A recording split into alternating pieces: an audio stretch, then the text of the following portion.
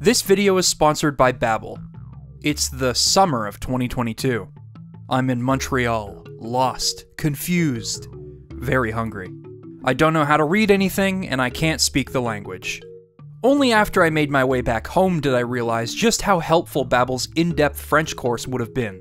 Babbel is one of the top language learning apps for its simplicity and convenience. No matter how much time you have in the day or what you want to use the language for, be it travel, work, or everyday conversation, Babbel has you covered with a custom learning plan catered to your needs. Merci beaucoup, Thierry. Designed by real language teachers, Babbel is proven to help speak a new language in 3 weeks, and if you're not satisfied, they offer a 20-day money-back guarantee. Next time I'm lost and hungry in Montreal, I'll be sure to ask, "Où est un bon restaurant?" I tried my best. Click the link in the description to get 60% off on your subscription, and let me know what language you want to learn. Now, let us begin. Commençons.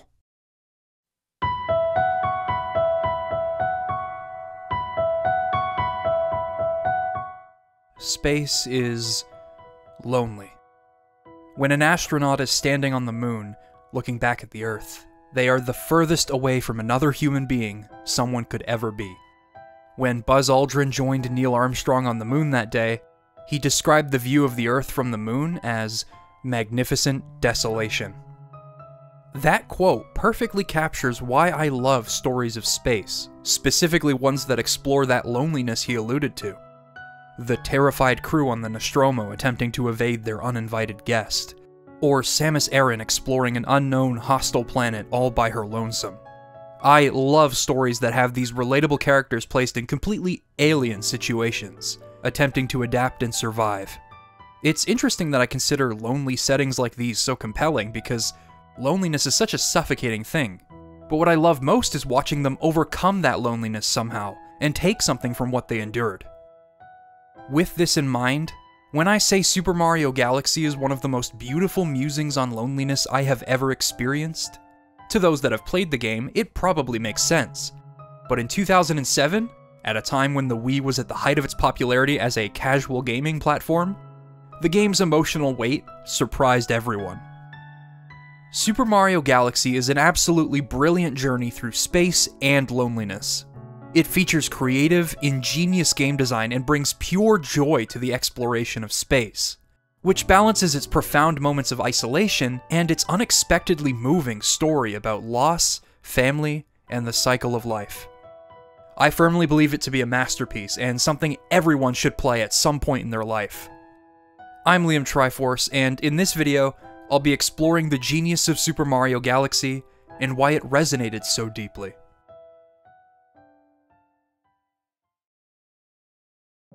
Electricity, the airplane, space travel. Time has shown that feats once thought impossible can be accomplished. And one of those feats was having Mario walk on a sphere. Super Mario Galaxy's initial concept was born from a tech demo for the GameCube, dubbed Super Mario 128. While elements of that demo trickled into other projects, notably Pikmin, one thing that Yoshiaki Koizumi wanted to implement in a Mario game was inspired by the way the environment would take different shapes.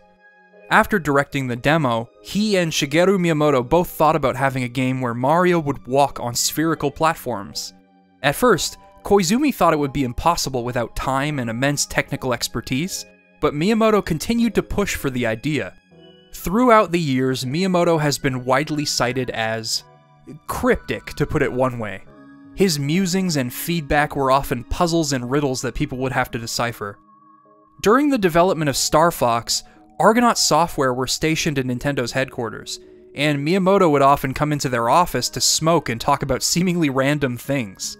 Programmer Dylan Cuthbert explained that Miyamoto would pop in, light a cigarette, and start talking about trees or something equally out there. Only later did they realize that it was part of why he was such a genius. It sounds bizarre, but Miyamoto was always thinking about concepts and emotions and figuring out how they could apply to a fun video game.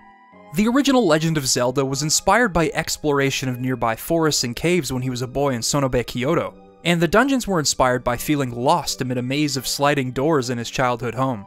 He wished to emulate that sense of wonder he felt when exploring through game design, and that eventually led to Zelda becoming the game that it is. Miyamoto would apply those feelings to his games, and he would continue to do this for years.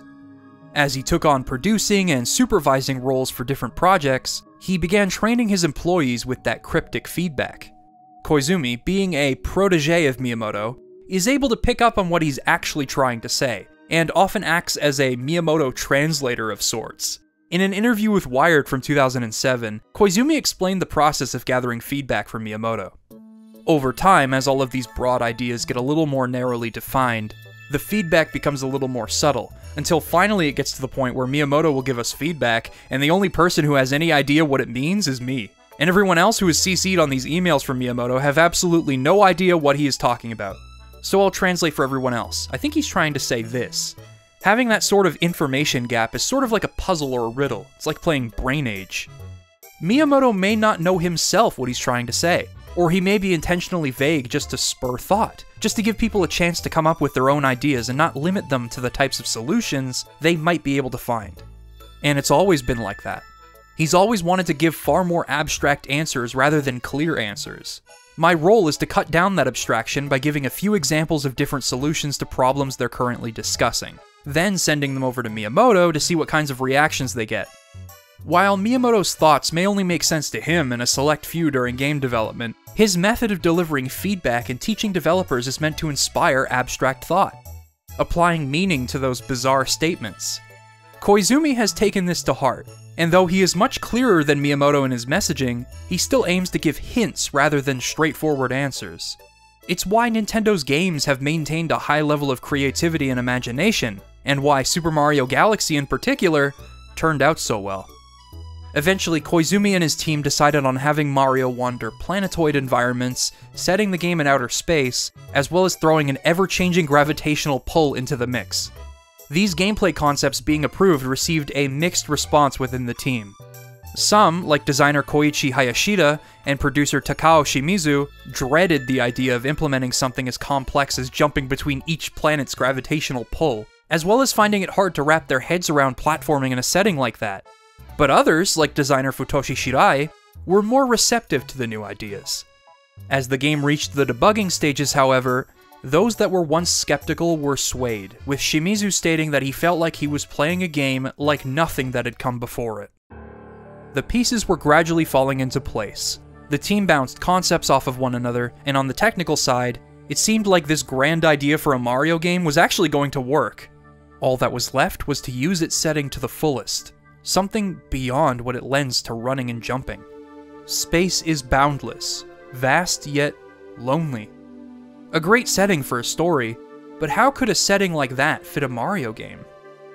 Koizumi is no stranger to storytelling in video games, having written the script for Link's Awakening and contributed story to Majora's Mask before tackling Super Mario Sunshine. According to him, it felt like telling a story in a Mario game was something that wasn't allowed. Miyamoto himself seemed to be against storytelling in his games, even though his breakout title Donkey Kong was revolutionary in that regard, as a complete story would unfold when players worked through each screen. Really though, he would establish a goal for the player and let the game speak for itself. And there's nothing wrong with that approach. Sometimes a game's design can provide enough emotional fulfillment and feel like a journey in and of itself, even if it lacks the overt methods of telling a story that most have come to expect.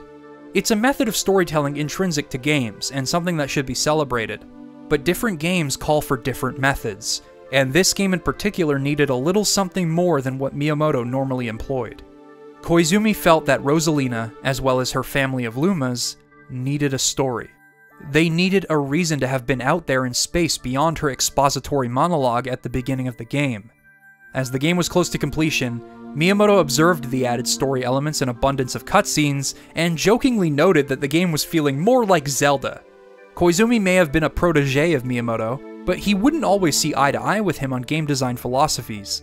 Sometimes Miyamoto would understand where Koizumi was coming from and he'd get his way, but other times Miyamoto would make Koizumi budge. This time, however, Koizumi would not be deterred. Like other ideas that were once doubted throughout the game's development, the story of Rosalina is now seen as one of Super Mario Galaxy's defining characteristics.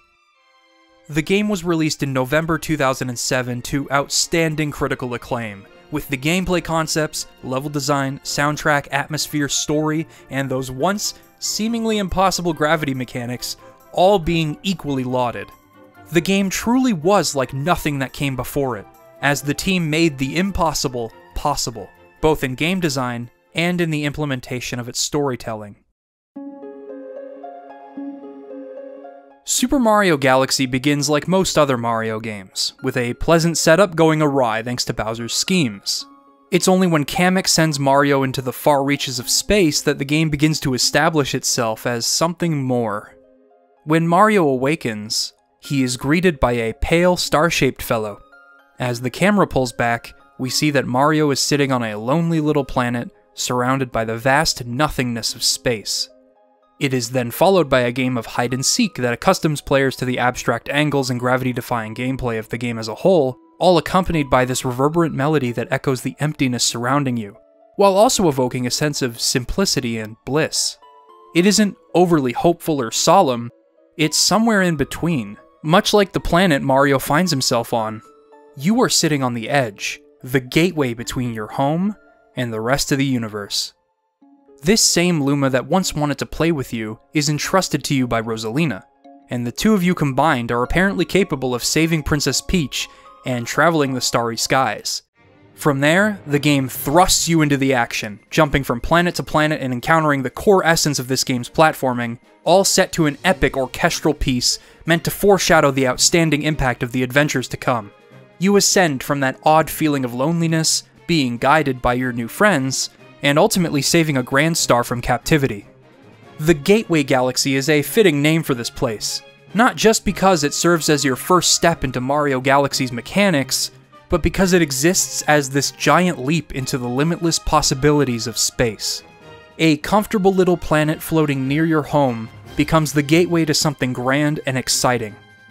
From here, Rosalina offers us an explanation for why we need to recover as many power stars as we can to the Comet Observatory, and you step into the terrace and take off towards Good Egg Galaxy.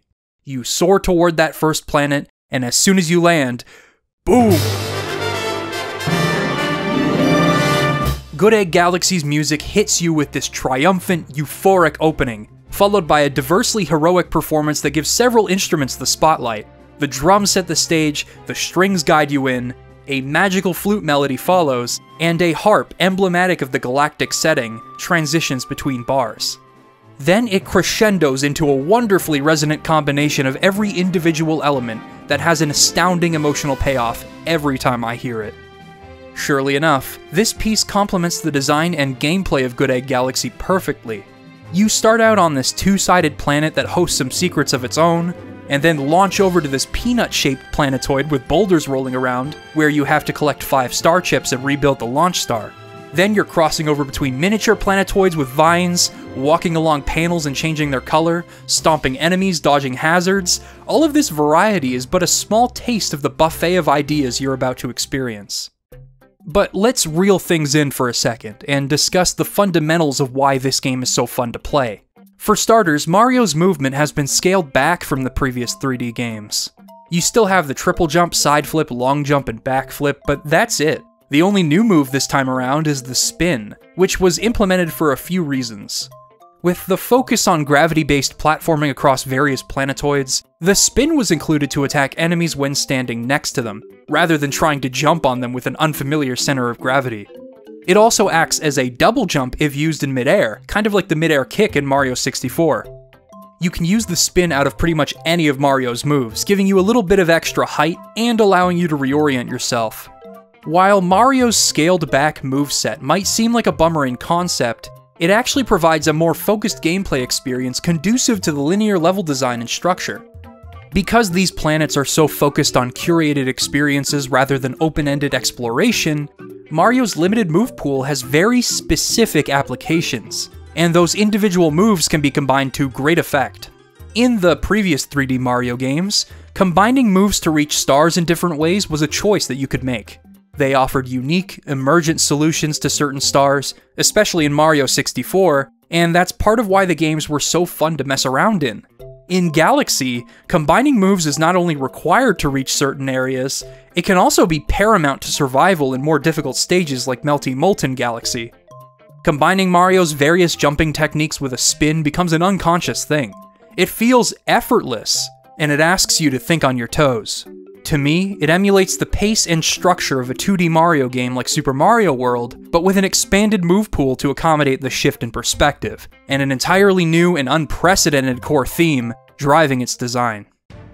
The gravity-bending design of Mario Galaxy was the star of the show when it first released, and to this day it still feels like programming witchcraft when I am able to long jump between the gravitational pull of 2 planets. It feels impossible, it was thought to be impossible during development, but it plays a huge part in platforming across multiple levels, and it's awesome. The way Mario magnetizes to each planet and can walk around its entire surface without it feeling disorienting is also due in part to the intelligent camera system this game employs. The camera often takes on multiple fixed angles that show the player exactly what they need to see, no matter where they are on the planet. It shifts with each planet in often mind-bending ways without the player really having to interact with it much, unless a planet requires exploration like Honey Hive or Beach Bowl Galaxy.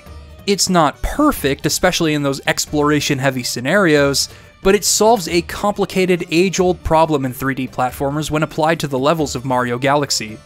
The game may borrow the 120-star hub world-based structure from previous 3D Mario games, but each individual star takes Mario down a completely distinct linear path from the last, with occasional branching paths for a secret star or Hungry Luma, and this is where the game truly flourishes. In any given major level in Super Mario Galaxy, you usually have 3 primary stars to collect, 2 Prankster Comet stars, and a secret star. Each of these stars take you through these marvelous, imaginative planets, both themed to the galaxy you're visiting, and based around weird and abstract concepts.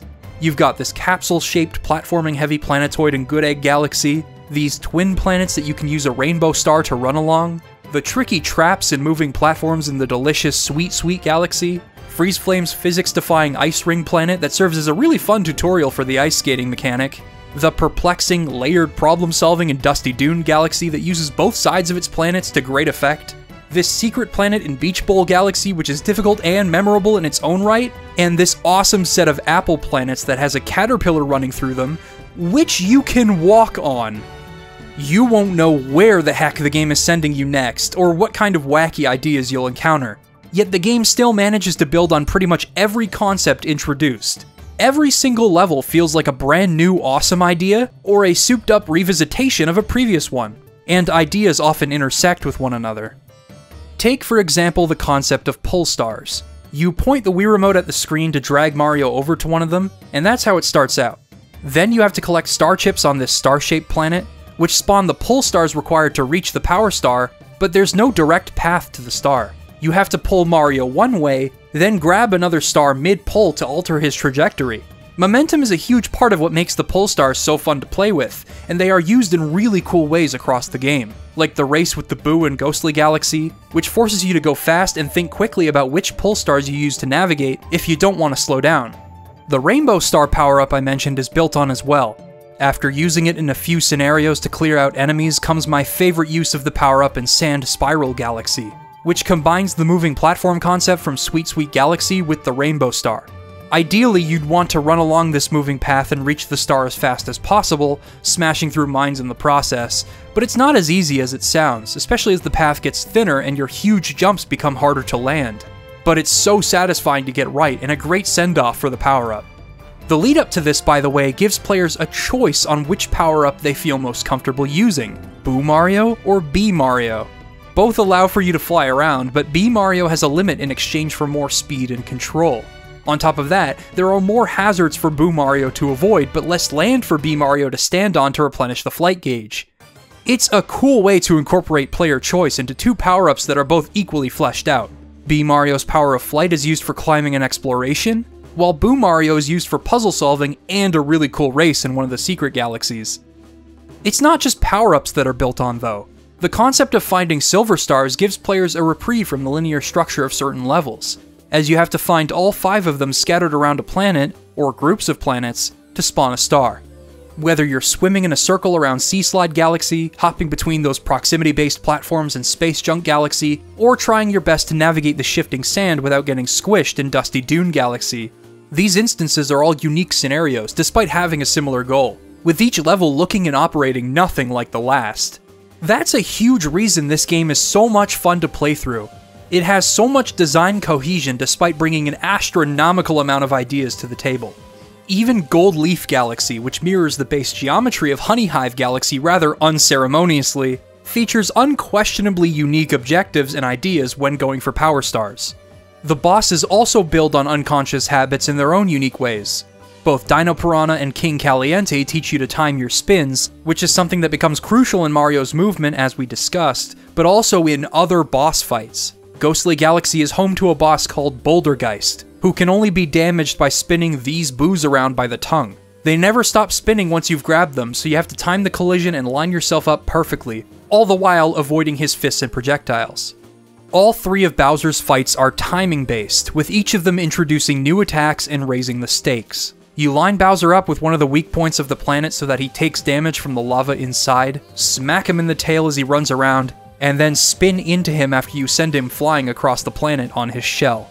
These fights with Bowser are built on consistently, requiring you to use a habit that is fleshed out throughout the entire game, as well as fully utilizing Mario Galaxy's claim to fame, a spherical level. In both the fights and the levels that precede them, they follow an identical structure to Mario 64's Bowser levels, and appropriately so.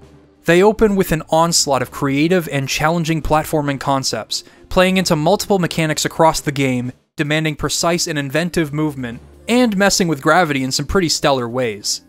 Bowser Jr., on the other hand, does his own thing. His bosses are usually completely out of left field, but memorable in their own right. Mega Leg has its own gravitational pull, somehow. I mean, I guess it isn't really worth questioning the laws of physics and gravity in this game, but this allows you to navigate up its leg with a bullet bill on your tail to smash through the gates and free the star. The ideas never stop coming, and as demonstrated, they often combine beautifully. No single idea is ever left in the dust. Well, maybe except for the red star. The ability to fly around being limited to one star in the hub world, I'm still not over that. With all that said, I don't think you can successfully convey why Super Mario Galaxy is so incredible by just picking examples from individual segments. You have to discuss what happens when everything comes together, when design cohesion, extraordinary ideas, and an enveloping atmosphere all combine in a single galaxy. Ghostly Galaxy is a highlight due to the sheer variety it features. The first thing you see when you load into the galaxy is Luigi trapped in a mansion. Naturally. The mansion throws Boo Mario into the mix for the first time, and clearing the star allows Luigi to help out by finding stars on his own. Well, I mean, he'll get himself stuck one way or another and you'll have to go help him, but it's the thought that counts. Then comes the aforementioned race with pull stars, as well as the awesome Bouldergeist fight. But there's also a secret star that takes you to the Matter Splatter Mansion. It is a great example of how to implement an auto-scrolling level in a 3D Mario game, as you have to keep up with the matter as it moves. It's an awesome and inventive concept, and it becomes the basis for the secret Matter Splatter Galaxy later in the game. Freeze Flame Galaxy also has a staggering amount of variety in its stars, all themed to that name. The first star begins with that ring of ice that teaches the player how to skate, defying gravity in the process, but then comes this giant mountain scalable with the power of the ice flower. You use it to skate on bodies of water and stand on these sprinklers, and as you scale the mountain, the platforms become more and more narrow, with less room for error. You can fight Baron Burr, as well as go for the secret star and reach the mountain's peak in an even stricter platforming challenge. It's so much fun to push myself when climbing this mountain, hoping that my fire flower doesn't run out. In the second star, you're thrust into the galaxy's lava planets, and finally, hot and cold collide as mechanics from both stars intersect, culminating with you ice skating across lava, a concept tested further in a fun race with Cosmic Mario. Freeze Flame has some of my favorite level designs in the game thanks to its strong theming. Toy Time Galaxy is an absolute delight. You've got a bunch of planets all themed after children's toys like trains and robots, and the first star asks you to use Spring Mario to scale some of the toys, a power-up based around timing your jumps.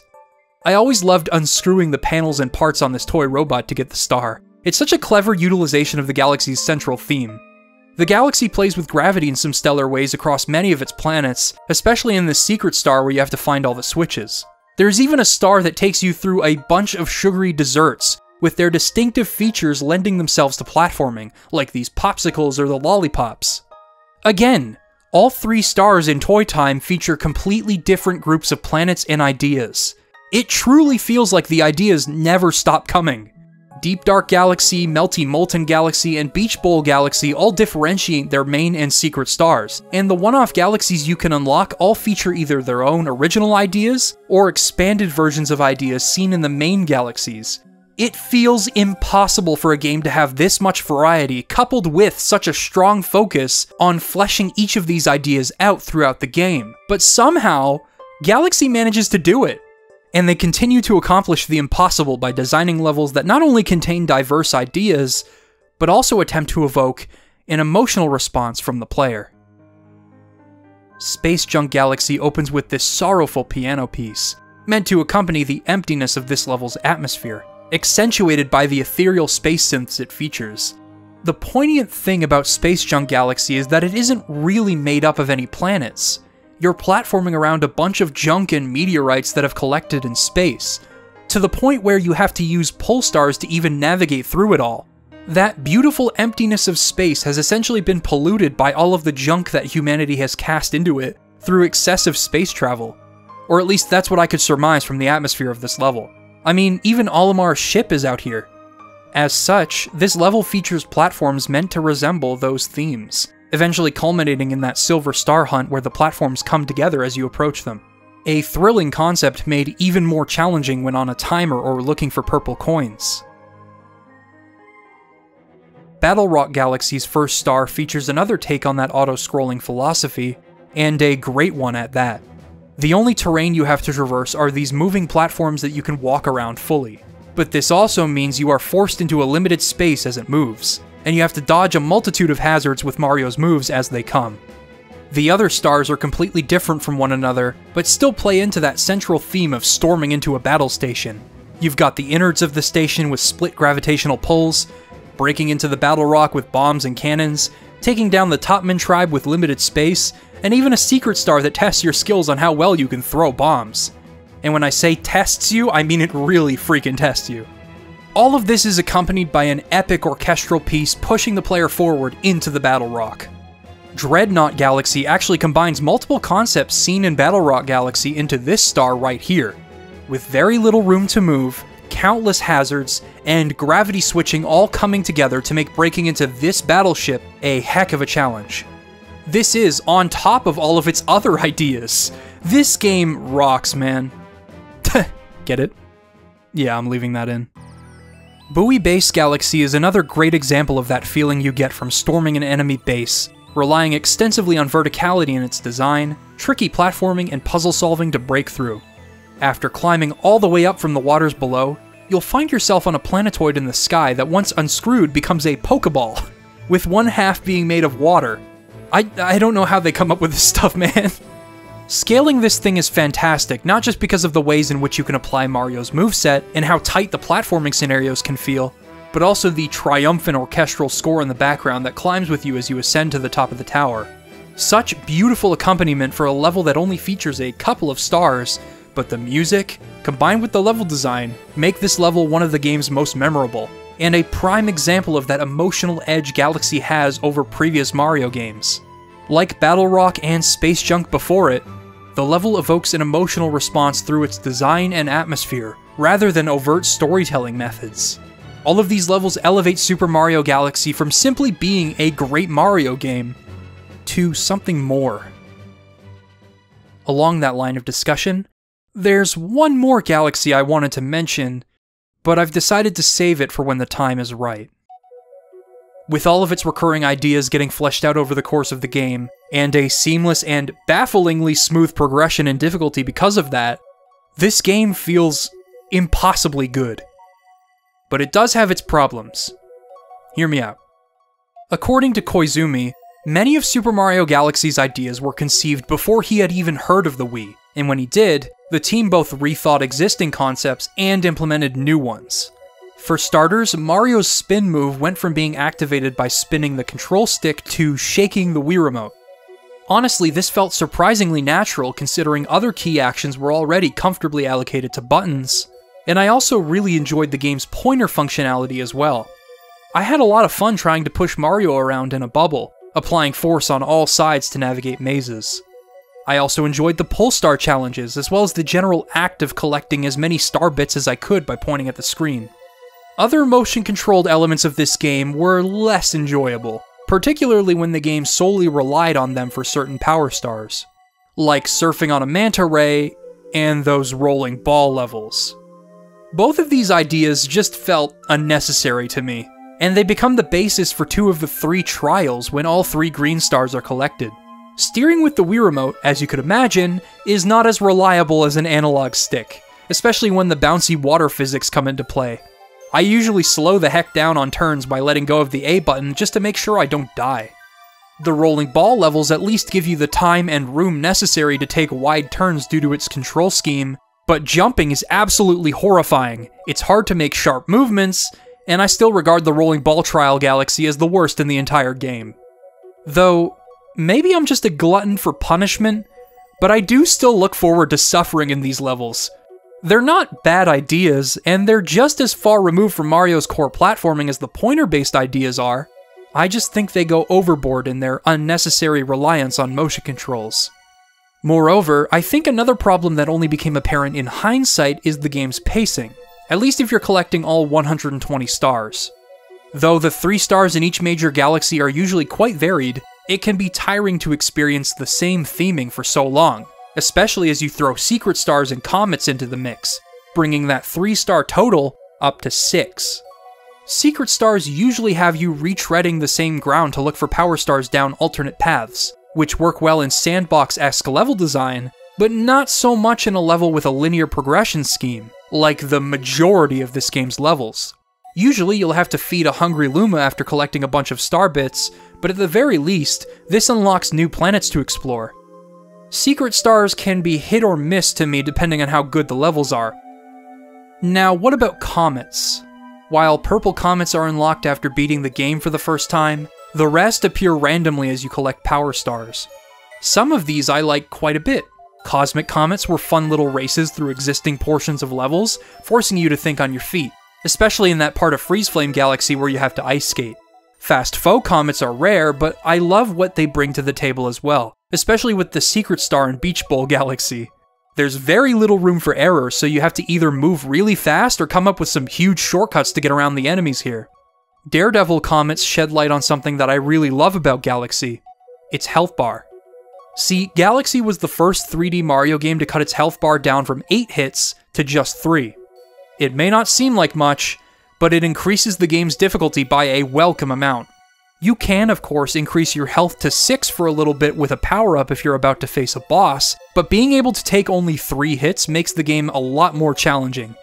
The large amount of lava in Melty Molten Galaxy carries a lot more weight when you can die much quicker, for example.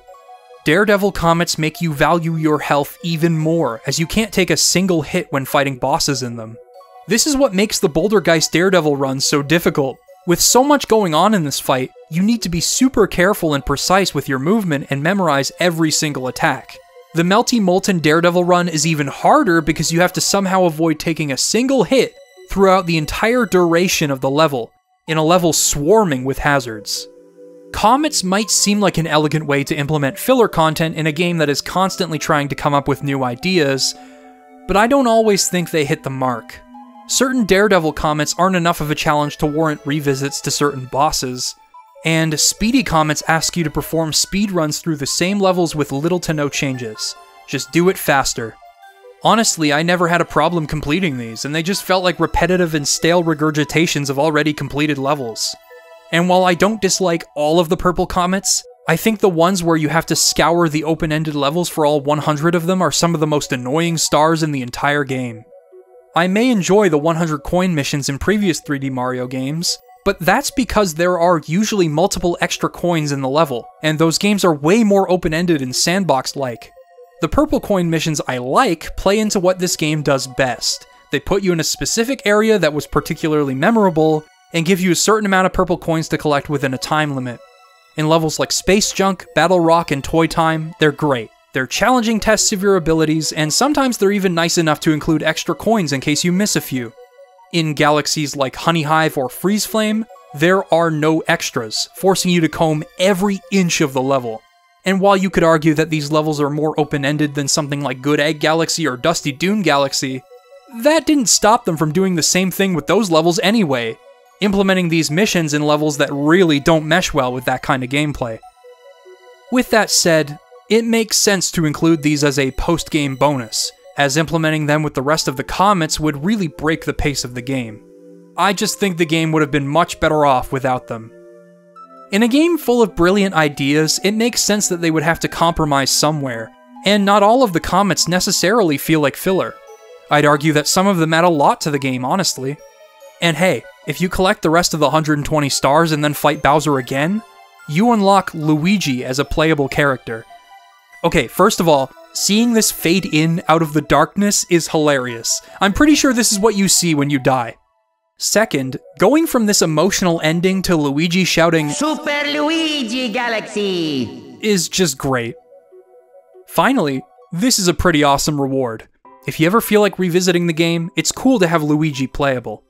He has less traction and trades distance for height in his jumps, which makes him a fun character to experiment and challenge yourself with in a second playthrough.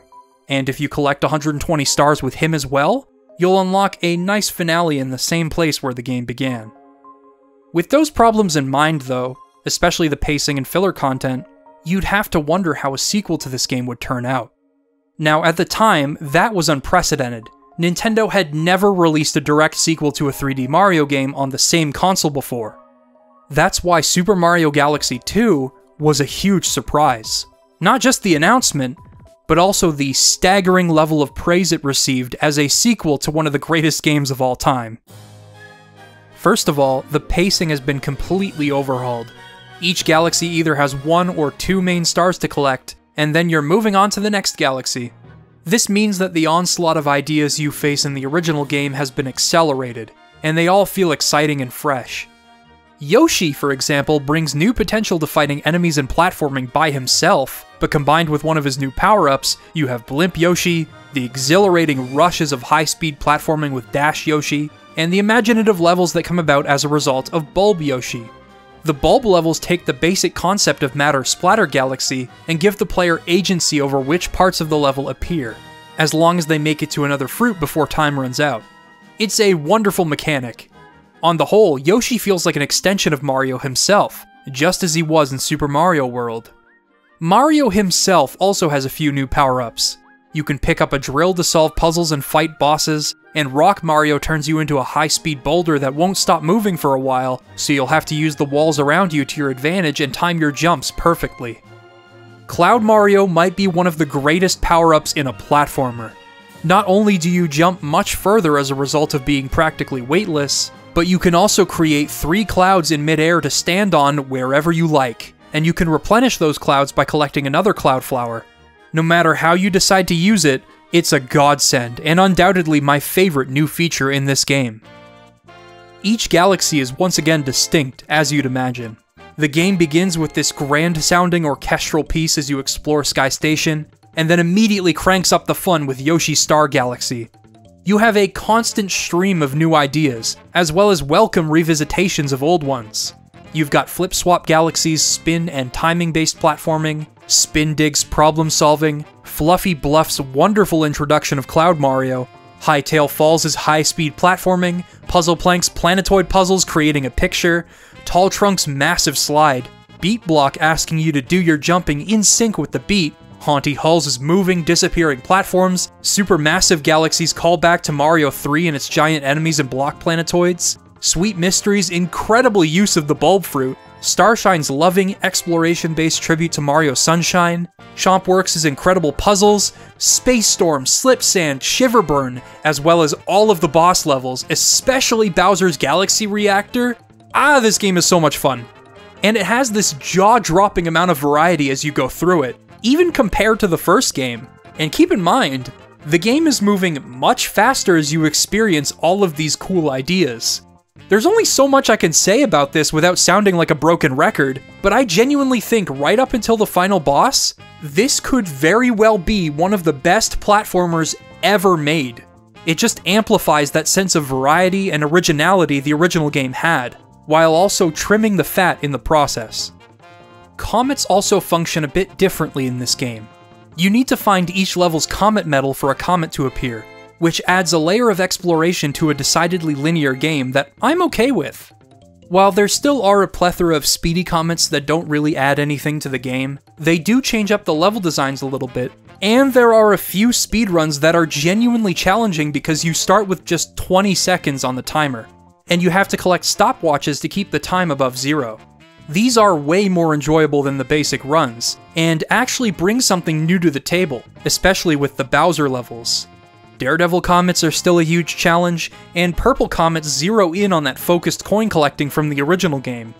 Cosmic comets now have you getting chased by an onslaught of clones, which make levels like Chompworks especially difficult, and there are even a handful of new comets like the Romp and Double Time comets. Of course, Galaxy 2 does still have a handful of galaxies that remind me of just how special and impactful these games can be. You've got those extravagant, liberating emotions accompanying certain galaxies, as well as ones that blindside you with feelings you wouldn't have thought possible in a Mario game. Cosmic Cove's galaxy's serene music and visuals give me flashbacks to Jolly Roger Bay in the best possible ways, and the level itself is a joy to explore. But Slimy Spring Galaxy might be one of my favorite levels in either game. Not because it's particularly inventive, but because of its unorthodox presentation in its atmosphere. You begin here with this calming, mysterious music accompanying you. You slide down into the water below, grab a shell, and begin swimming through hazards. When you manage to make it through that, you launch into another area completely shrouded in fog, and then jump down into another body of water and begin swimming through rings. It's a bit precise to get just right, but if you manage to make it through and swim to the top, the music fades out as you stand in a bed of flowers, watching the sun rise. After being underwater and enveloped in fog for so long, it's oddly cathartic to witness this, and a reminder of what these games are capable of. The bosses, as well as the levels themselves, are fantastic for the same reasons I discussed with the original game, but what is completely different is the reward for completing the game. After beating Bowser's Galaxy Generator for the first time, you're rewarded with World S, containing some oddball galaxies and tough challenges.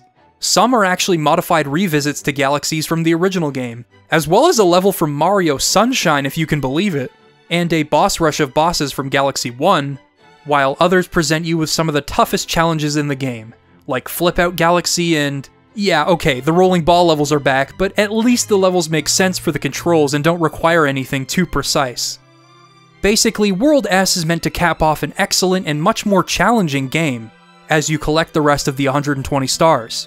At the 120 star mark, I was seriously considering this game to be better than the original, and in some ways, it totally is. But there are a couple of reasons why I consider this game, as an overall package, inferior to the original.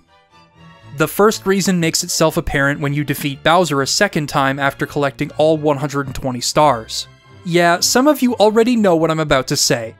The entire world map gets showered in green comets, with each level containing 2 or 3 green stars to collect. You won't know where they are when you load in, unless they happen to be in the path of the opening cutscene, but when you're close to one, they'll make a distinctive twinkling sound to let you know. Usually they'll require out-of-the-box thinking with your moves, and I welcome this. It's why I enjoy collecting them with Luigi thanks to his added jump height. But these short-lived instances of satisfaction don't excuse how monotonously implemented the green stars are. There are 120 green stars to collect, and every time you want to collect one, you have to leave the level, skip through the text, select the star, and wait once again. Then you have to make it slightly further in the level than before, find the star, and wash, rinse, repeat. That time really adds up, and it results in this repetitious slog through levels you've already seen. They serve a similar purpose to the Comet Medal if you missed them on your first playthrough of a level, as you essentially have to play the entire level again just to make sure you grab it that time, except that feeling has been repeated 120 times. The green stars grind the game's magnificent pacing to a screeching halt, and it's a shame, Admittedly, I love the reward for finding all of them, Grandmaster Galaxy. It's this relentless series of platforming challenges with elements from across the entire game, and if you manage to complete it with the Comet Medal collected, you have to then finish the level again without taking a single hit, and without any checkpoints to fall back on. To me, this challenge wasn't worth the tedium, but it did at least prove that I had mastered Mario Galaxy. It was a beautiful send-off to some of the most inventive and magical games Nintendo has ever made. This brings me to my second reason why I don't like this game as much as the original. I feel this game lacks the emotional weight that the original game had with its story. The story that Koizumi believed in so much and snuck past Miyamoto was essential. When you finish Galaxy 2, Rosalina takes the Luma you've been traveling with, she says thank you, and that's pretty much it. There isn't much else going on here. Of course, Galaxy 2 does carry a lot of weight in its levels and atmosphere, but it doesn't have a narrative that recontextualizes your entire journey like the original game did. We need to step back for a second and talk about this. Super Mario Galaxy wasn't just groundbreaking for its inspired game design. It felt like something more, because those moments of emotional resonance were accompanied by Rosalina's storybook, and the game's surprisingly profound and heartfelt conclusion. Koizumi felt that these elements were extremely important to Rosalina, but I also think he felt they were necessary for the game as a whole. If you walk into the library at any point during the game, you'll be able to hear Rosalina read a story to the Lumas, and you'll unlock more chapters as you collect Power Stars. Normally, I don't like summarizing story elements in these videos, but I sincerely think we need to read through this one. So, if you've heard it before, how about we go through it one more time?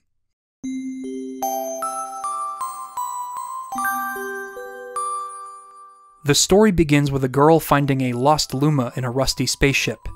The Luma is waiting for its mama to arrive on a comet, and the girl agrees to wait with the Luma.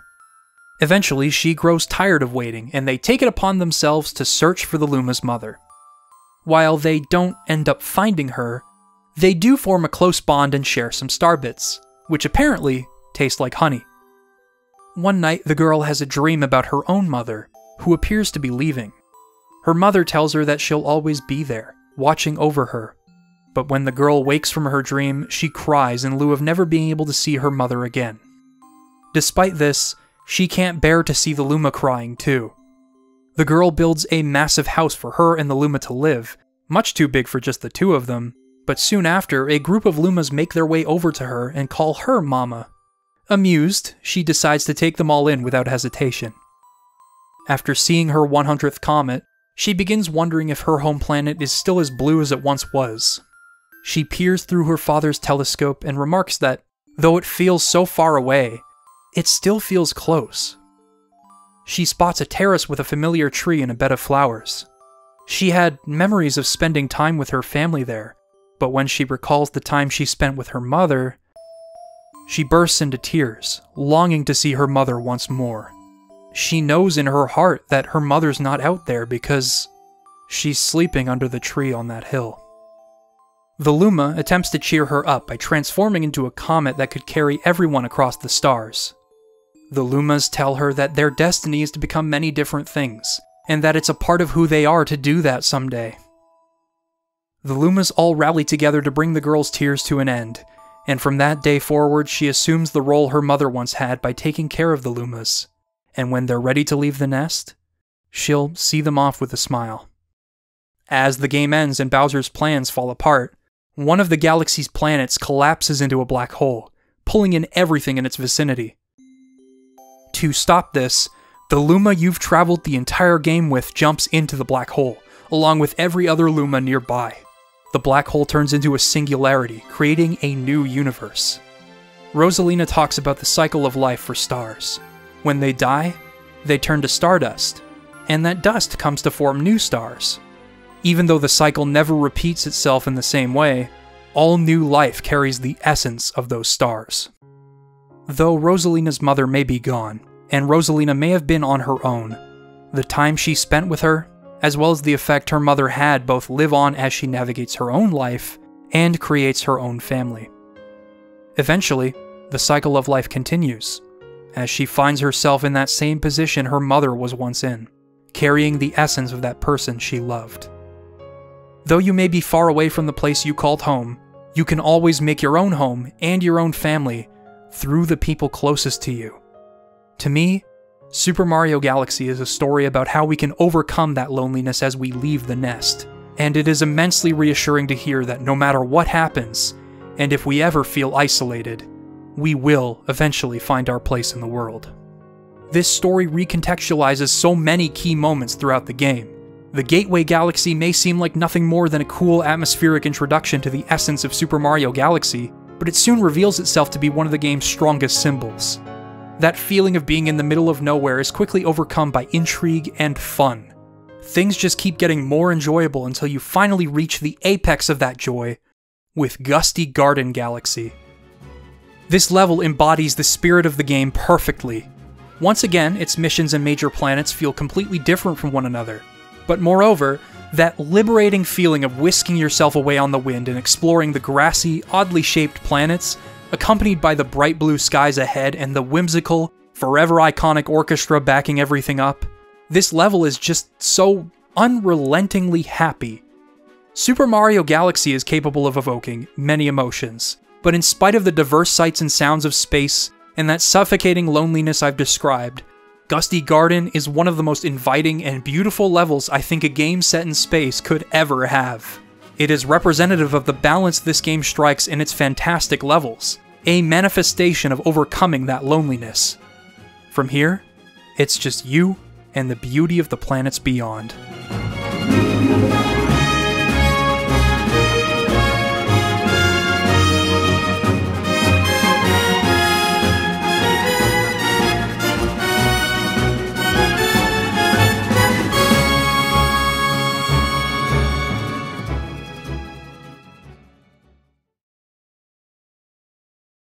After Super Mario Galaxy was released, Miyamoto caught Koizumi outside the office, and the two of them had a long talk. Miyamoto likened the discussion to a couple having a heart-to-heart for the first time in years, after the kids had finally grown up and left the house. In talking to him, Miyamoto realized that it wasn't whether or not Mario should have a story that mattered to him most, it was whether or not a game resonates with the player. Therefore, I believe Galaxy 2's focus on engaging gameplay above all else, trimming the fat and accomplishing a feeling of resonance through ingenious game design, was a result of them wanting it to feel distinct, and not like a retread of what the original game accomplished. Miyamoto understood Koizumi's concerns over the importance of story in games, and instead accepted that a game should come together as it is meant to, as long as it resonates. With that said, Galaxy 2's renewed focus, though welcome and phenomenal in its own right, is an admission that the original game was impossible to replicate. Super Mario Galaxy's message is truly moving. It is a magnificent meditation on overcoming that desolation we feel as we grow apart from family and find our place. It ties the entire experience together, and the game often gives you a cathartic journey away from that loneliness to just bring you pure joy, and perhaps even inspire you to do that for someone else someday. With Koizumi at the helm challenging preconceived notions, the game features an impossible story in an impossible setting, and accomplishes several unprecedented feats in game design and storytelling for a Mario game. It is a masterpiece. I think this game, the story of its development, and the legacy it left behind, all show that even when faced with the impossible, in a universe as vast as ours, you can always leave an impact.